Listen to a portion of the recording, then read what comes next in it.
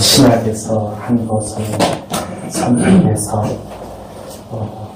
교회력에 따라 분단과 차별을 끝낸 사랑이라는 주제를 가지고 잠시 말씀을 나누고 싶습니다. 80년대 초 학교를 다닐 때 그 이후에 우리 메칸 목사님께서 히브리 민중사라는 책을 쓰셨어요. 그래서 그 책을 함께 읽고 또 공부하면서 성서 속에 나오는 이스라엘의 역사가 이러했구나 하는 것들을 배워가면서 동시에 어쩌면 우리 한반도의 역사와 그렇게도 많이 닮았는지 그러면서 또 우리 민족의 역사에 관심을 갖고 이 민족 위에도 하나님의 뜻이 이루어지기를 바라면서 살아야겠다 그런 시기를 보냈던 적이 있습니다. 이스라엘의 역사 속에 수많은 애언자들이 하나님의 생명 존중, 정의 사랑, 평화의 이루 이것들을 목놓아 외쳤지만 현실의 욕심, 또 탐욕, 기득권 그것들이 더 달콤하게 다가와서 하나님의 말씀을 따르는 짓을 소홀히 하고 때로는 멸시하고 경멸하기까지 하지요. 그런 결과로 그들은 제국의 침략을 받고 심지어는 약 70년 긴 세월 동안 제국의 땅에 포로로 끌려가서 인간만도 못한 세월을 그들은 지내게 됩니다. 그 시기가 아주 고통스러운 시기였지만 한편으로는 맑고 그리고 높은 신앙의 정신, 철학과 지혜를 창출해내는 단련의 시기이기도 창조의 시기이기도 했습니다. 그러던 때 다시 고국으로 돌아올 기회를 그들은 얻게 되죠. 고국에 돌아왔을 때 기쁨과 감격보다는 온 땅이 황폐화되어 있고 하나님의 성전마저 파괴되어서 그 성전에 잡초가 묵어지고 그런 참담한 모습들을 보게 됩니다. 고국 땅에 살고 있는 사람들이 자신들을 반겨주고 그리고 좋은 나라를 새롭게 만들고자 할 줄 알았지만 현실은 하나님의 성전을 재건할 엄두도 내지 못한 채 오로지 자기들이 먹고 살아가기 급급한 사람들로만 자리하고 있었습니다. 그런 상황에서 몇 명의 애언자들이 왜 우리 민족이 이렇게 되었는가? 왜 우리가 이렇게 고통스럽게 살고 있는가? 하나님의 말씀 앞에 순종하지 못해서다. 즉 생명과 정의와 평화 이것을 우리가 이루지 못해서다. 그 일을 위해서 우리의 마음을 모으는 뜻에서 성전을 재건하자. 단순히 어떤 종교적 체제와 질서를 만들어내자라고 하는 것이 아니라 그것을 중심으로 다시 하나님 앞에 우리가 바르게 서보자. 그런 애언, 가족도 있었고 활동도 있었지만 그것이 그렇게 민족적 축제로 진행되지는 않았습니다. 여전히 현실은 고달프기만 했고 애언자들의 그 외침이, 희망의 외침이 현실이 되지 않았습니다. 그래서 애언 활동도 점점 쇠퇴해가고 애언 활동도 점점 사라져 갔습니다. 예수님께서 사람들이 나를 누구라고 하더냐? 라고 물을 때 이렇게 말하고 저렇게 말하는 가운데 애언자라고 하대요. 그런 대목을 기억하실 겁니다. 그 시대에 거의 애언자들도 사라지고 애언운동도 쇠퇴되어지던 그런 상황에 힘없는 백성들이 예수님을 애언자로 바라볼 수 있었던 것은 여전히 그 속에 애언의 정신, 또 애언자에 대한 기대, 이것들이 사라지지 않고 있었음을 우리는 알 수 있습니다. 그러나 큰 흐름으로 보면 애언자들은 사라지고 애언운동도 별 힘을 발휘하지 못합니다. 그럴 만큼 악이 아주 드세게 행세하던 때였습니다. 그런 속에서 생겨난 운동이 묵시운동이라고 합니다. 말씀드린 대로 바벨론 포로 시대가 끝나고 귀국하고 귀향을 했지만 국토는 황폐화되었고 종교와 신앙은 질이 멸렬하게 되고 계급과 계층 간의 갈등은 손써볼 수 없을 만큼 벌어져 버렸습니다. 특히 가난한 사람들은 어디에도 희망을 가질 수가 없었습니다. 포로기 후에도 애언자들의 희망의 날이 있었지만 현실이 애언자들 말처럼 되지 않았습니다. 한마디로 암울한 시대, 억압의 시대였습니다. 이런 현실이 아닌 새로운 현실, 우리가 꿈꾸는 현실, 그런 현실은 이 당대에는 저 정치인들, 저 종교인들, 저들을 통해서는 이루어질 수가 없겠구나. 그런 생각을 했던 것이 묵시운동. 그것이 문학으로, 그것이 시로, 그것이 신앙으로, 그것이 삶으로 이제 펼쳐져 갑니다. 오늘 본문을 보면 정확한 표현이 아닌 언어들로 소개가 됩니다. 그 이전의 말씀을 보면 죽은 뼈들이 굴러다니고 있는데 그 뼈들이 서로 굴러와서 자기 뼈들끼리 서로 연결이 되고 거기에 살이 붙고 근육이 생기고 생기가 불어넣어지고 이런 우리의 역사 현실에서는 이루어질 수 없는 기록들이 나옵니다. 다 상징적인 언어들이죠. 네. 시대가 너무 암울하다 보니, 시대가 너무 억압의 상황이다 보니 구체적으로 기록할 수가 없었습니다. 누가 나를 신고할지, 어느 날 나를 잡아갈지, 어떤 탄압을 받게 될지 그들은 늘 두려웠고 공포가 지배하고 있었기 때문입니다. 그래서 비틀어버려요.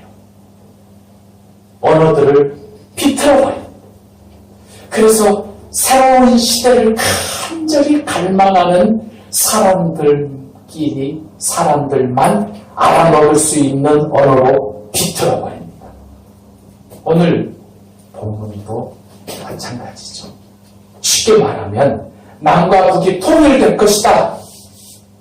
통일되기를 간절히 바란다. 라고 표현하면 될 일을 막대기를 서로 가져다가 그것을 엮어라. 그리고 내가 둘이 하나가 되게 하겠다. 이런 언어들로 표현합니다. 남과 북이 통일될 것이다. 그렇게 말하면 누군가 감시를 받고 그리고 탄압을 받고 잡혀가고 죽임을 당하게 되는 그런 암울한 시대였기 때문에 그 시대를 살고 있는 사람들로서는 제발 그 시대가 돌아오기를 바랐지만 바라는 것을 있는 그대로 글로 쓰거나 말할 수 없는 그런 시대였습니다. 그 시기를 우리는 묵시운동의 시기라고 합니다. 지배자들에 대한 기대는 완전히 포기하고 전혀 다른 시대를 갈망했던 때 꽃피웠던 정신, 신앙, 문화 이런 것들이 묵시운동입니다. 오늘 본문은 그렇게 읽으면 도움이 됩니다. 이 묵시운동은요, 예수 시대까지 아주 활발하게 이어집니다. 여러분 잘 아시는 대로 예수님이 잡히잖아요. 그래서 명절이 되면 죄수들을 풀어주는데 예수를 풀어줄까, 바라바를 풀어줄까. 그럴 때 이스라엘 국민들은 바라바를 풀어달라고 요청합니다. 예수님 십자가 옆에 매달려 있었던 성서에는 두 강도라고 되어 있지만 학자들은 아마 그분들도 이 묵시운동에 참여하고 활동했던 사람들이 아닐까 그렇게도 말합니다. 그러니까 당시 이스라엘 사람들은 예수보다 바라바를 석방을 시켜서 바라바가 꿈꾸었던 그 세계를, 그 현실 세계를 맛보고 싶었던 마음이 더 간절했다 하는 것도 알 수 있습니다. 우리는 남과 북이 분단된 시대에서 살고 있기 때문에 오늘의 이 묵시의 심정을 조금은 더 이해할 수 있을 것 같습니다. 어떤가요?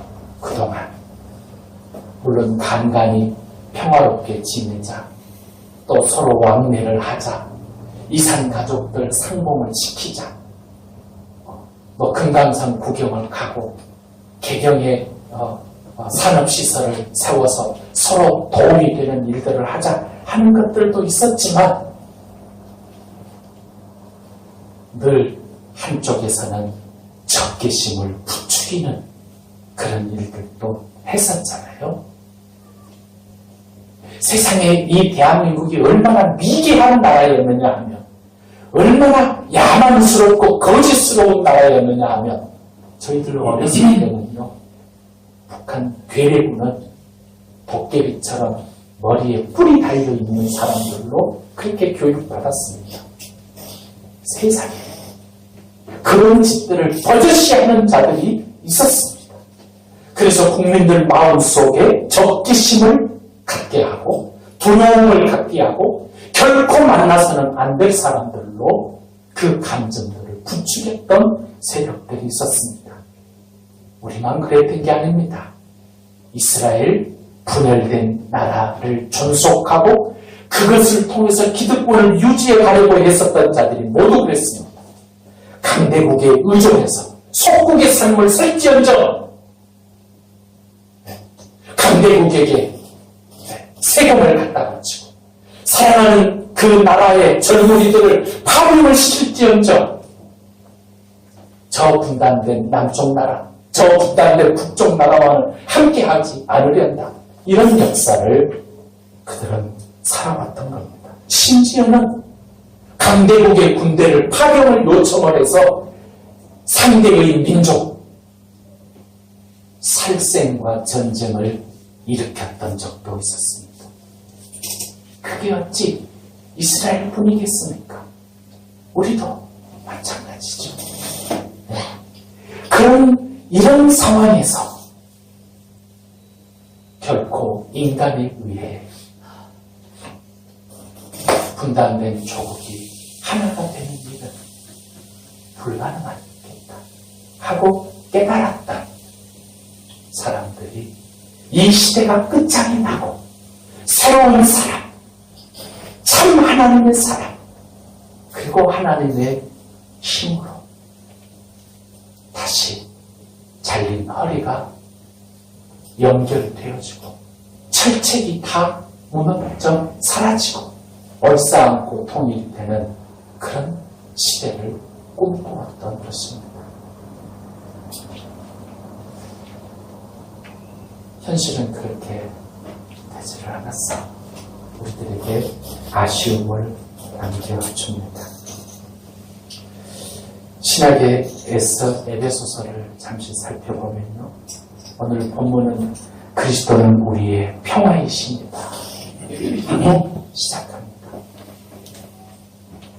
예수님이 부활하셔서 제자들을 만나서 처음 건넸던 인사말도 내가 평화를 전한다 하고 말씀하십니다.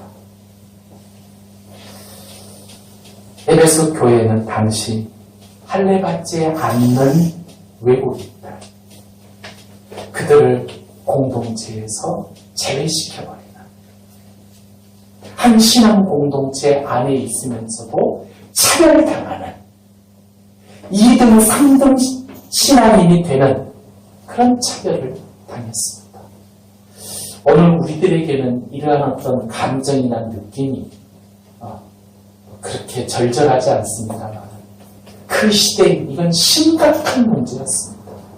오죽했으면 사도행전 15장에서도 안디옥에 있는 사람들이 이런 일로 사람을 선별을 해서 예루살렘에 있는 장로들과 사도들에게 이런 어떤 분쟁 또는 서로의 생각이 다른 것, 그리고 이런 차별을 어떻게 극복하면 좋을는지에 대해 지혜를 구하는 기록이 있겠습니까? 그때 오늘 본문은 이렇게 우리에게 전합니다. 예수님이 이방인과 유대인의 담을 허무셨다. 담을 허무셨다. 원수됨을 없애주셨다. 종용으로 된 계명의 율법을 폐지하셨다. 우리들을 새 사람으로 만들어서 평화를 이루시고 십자가로 원수됨을 소멸시키셨다. 이게 오늘 말씀입니다.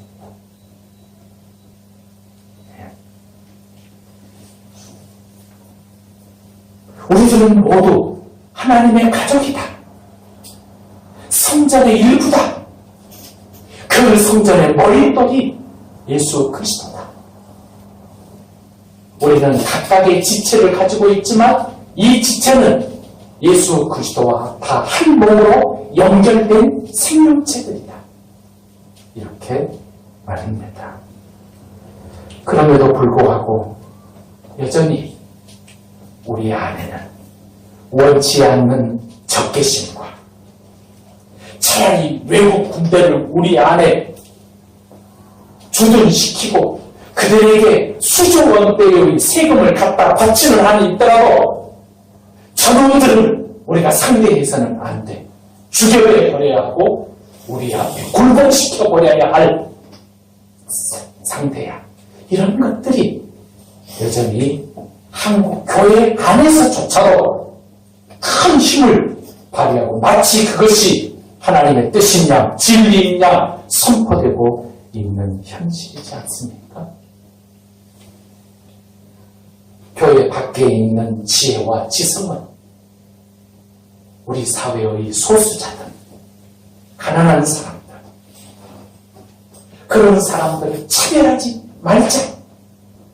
차별당한 사람들에 대해서 함께 마음을 모아서 공분을 하고 그 자리에 참여해서 그분들의 아픔에 공감하고 다시는 그 아픔이 반복되지 않도록 힘을 모아가고 있는 시대임에도 불구하고 교회는 앞장서서 그 차별을 반대하고 있지 않습니까? 그러면서 오로지 한다는 말이 예수를 믿으면 거부가 됩니다. 심지어는 예수를 믿으면 거부가 되어야 합니다. 라고 버젓이 교회 앞에 현수막을 걸어놓고 있는 상황입니다. 교우 여러분, 예수님이 우리 안에 오셔서 부활하셔서 이방인과 유대인 서로 경멸하고 하나가 될 수 없고 누군가는 1등이고 누군가는 2등이 되어야 하는 그 시대임에도 불구하고 담을 허무셨는데 우리들은 담을 허무는 예수님을 간직하고 있는지요? 그것은 조금 해볼 수 있는데 원수됨을 없애셨는데 그것을 우리는 없애갈 수 있는지요? 조문으로 된 계명의 율법을 폐기했는데 우리는 그러한 용기와 진리가 우리 안에 있는지요?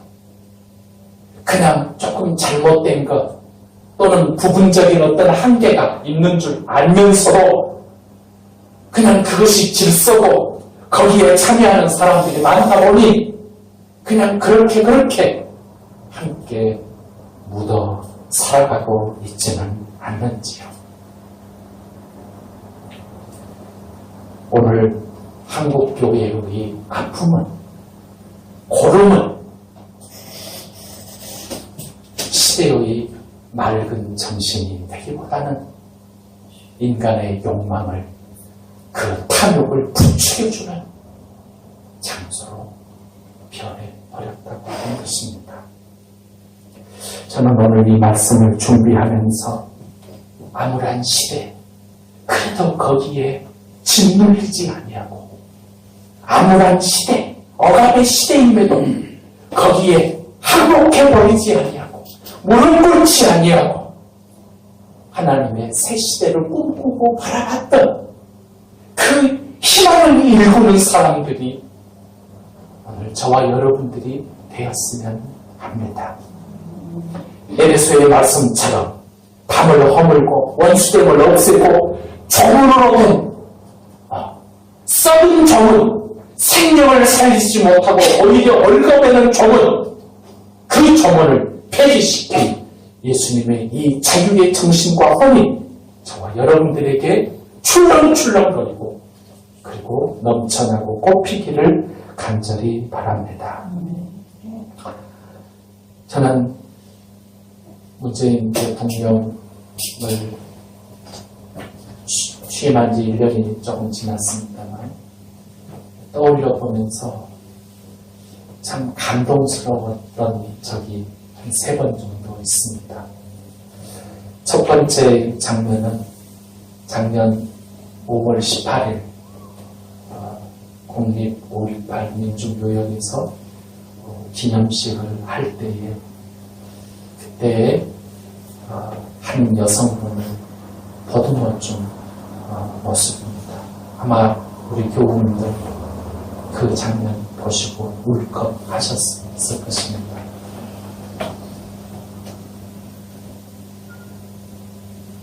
(80년 5월에) 돌아가신 아버지, 그래서 그 아버지 얼굴을 한 번도 보지 못하고 37살이 된 딸이 돌아가신 아버지를 그리며 글을 낭독하고 울먹이면서 낭독하는 그 딸의 아픔을 이 대통령 인간 문재인이 약속되었던 것도 아닙니다.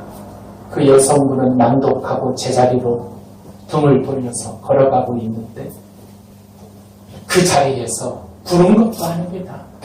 대통령이 자리에서 일어나서 다가가서 부르고 그리고 마치 아버지가 딸을 보듬어 주듯이 딸아, 내가 네 아픔을 안다. 그런 심정으로 보듬어 줄 때 여러분들도 그랬겠지만 저도 깊은 울림을 가진 적이 있습니다.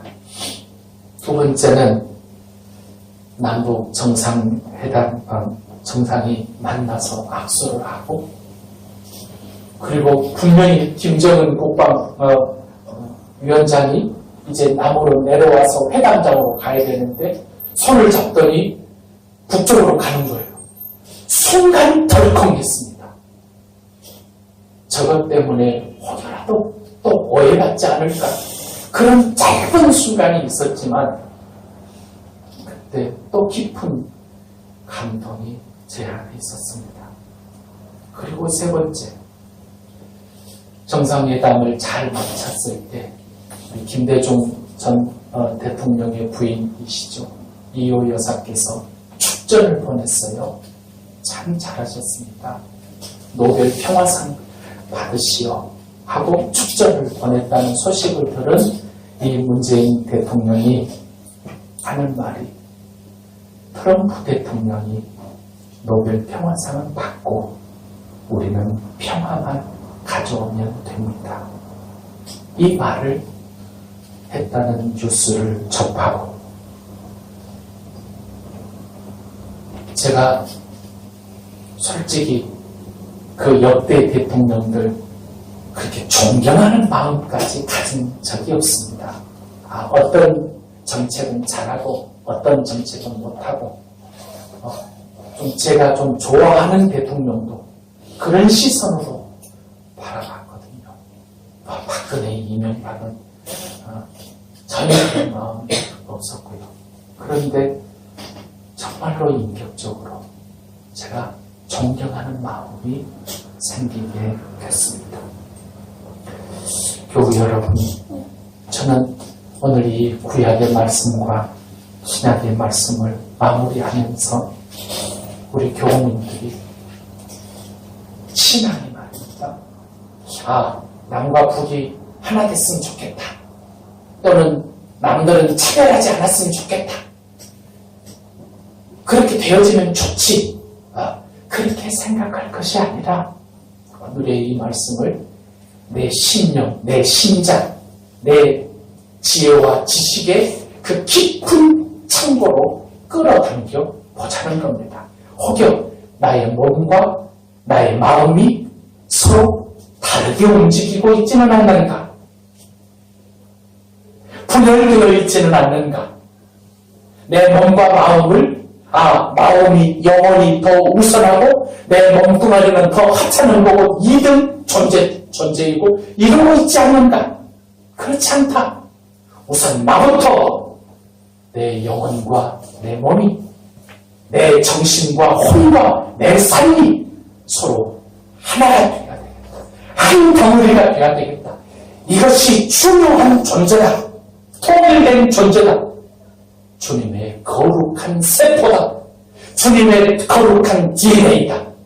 주님의 한 조각이다. 이렇게 생각하면서 깨달으면서 우리의 이 생명체, 이 존재, 이것이 하나로 거룩하게 회복되는 그것도 우리들에게 있었으면 합니다. 뿐만 아니라 우리의 가족들입니다. 누구는 더 잘나가고 누구는 못나고 누구는 더 잘하고 누구는 못하고, 그런 가족들 은근히 우리 안에서 차별하고 비교하고 그런 것들이 우리 안에 있다면 그거 없애자. 우리 주님이 그 일을 하셨잖냐. 그런데 나에게 무슨 권한이 있다고? 언제 우리 하나님께서 나에게 그런 권한을 주셨다고? 누구와는 담을 쌓고 누구와는 원수되고 그렇게 해야 되는가? 특별히 우리 가족들 안에서 말입니다. 우리 교회도 우리 안에 어떤 차별이 있다면 그 모든 것들을 이 시간에 다 불태워 없애버리는, 그리고 그 자리에 평화가 꽃피는 그런 우리 교회가 되었으면 합니다. 더 나아가 우리의 이웃도, 우리 사회도, 이 나라와 이 민족 위에도, 그리고 온 인류도. 그래서 우리의 믿음의 선배께서 내 이야기가 사마리아와 유다와 땅끝까지 이르러 너희들은 내 증인이 되라고 하는 그 말씀을 기독교 국가를 만들어가고 교회를 점점 더 많이 세워가고 그러한 말씀으로 이해하는 것을 뛰어넘어서 하나님께서 함께하고 하나님의 숨결이요 하나님의 몸뚱아리요 하나님의 세포인 이 인류가 사랑의 공동체가 되는 그날까지 나의 제자로 살아가라는 말씀으로 받아들였던 그 기독교의 참 지성이 깨달음이 오늘 저와 여러분들에게 있기를 바랍니다. 5월입니다. 여전히 우리는 이 시대에서 초월해서 살아갈 수 없습니다만 우리 안에 하나님의 하나 되심의 은혜가 그리고 담을 허물고 원수됨을 없애고 조문으로 된 그 죽은 조문이 우리의 삶을 얼룩내는 그것이 설령 종교적 권위를 가지고 있는 율법이라 할지라도 그것을 폐기하셨던 우리 주님의 이 자유의 정신이 우리 교회와 저와 여러분들에게 제발 굵게 뿌리내리고 그리고 튼튼하게 자라나서 꽃을 피울 수 있기를 주님의 이름으로 간절히 축원합니다. 우리를 통해서 나부터 분단과 차별을 끝낸 사랑의 사람으로 살아갈 수 있기를 우리 주님의 은총을 간절히 간구합니다.